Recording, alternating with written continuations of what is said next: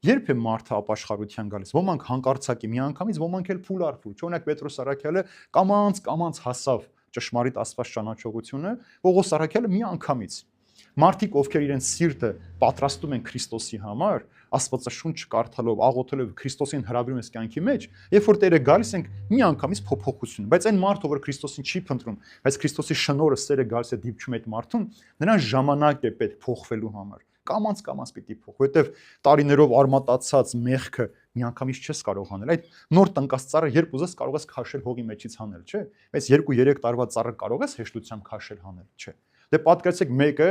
40, 50, 70, 80 տարի անաստված կյանքով ապրել է չարությամբ, վրեժխնդրությամբ, բարկությամբ, ու այդ արմատները այսպես իր ամբողջ սիրտը այսպես շղթայակապ են արել։ Պետք է որ կամած այդ շղթաների հատիկները հատիկ բացես, որ սիրտ ազատագրես։ Դրա համար մենք մարդուն պետք է հնարավորություն տանք նաև մեր ներողամտությամբ։ Հիսուս ինչ արեց? Տերների սրանց, որտեղ չգիտեն ինչ են անում։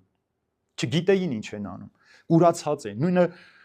Սուրբ Ստեփանոս ասես տերների սրանց, որտեղ չգիտեն ինչ ունեմ։ Պողոս Արաքյանն էլ Հիսուսանման վարվեց։ Իր ուսուցչի պես, իր փրկչի պես ինքն էլ ներեց այն մարդկանց, ովքեր իր հանդեպ այսպես չարություն ունեն, ուրացել էին, թողել են եւ գնացել են։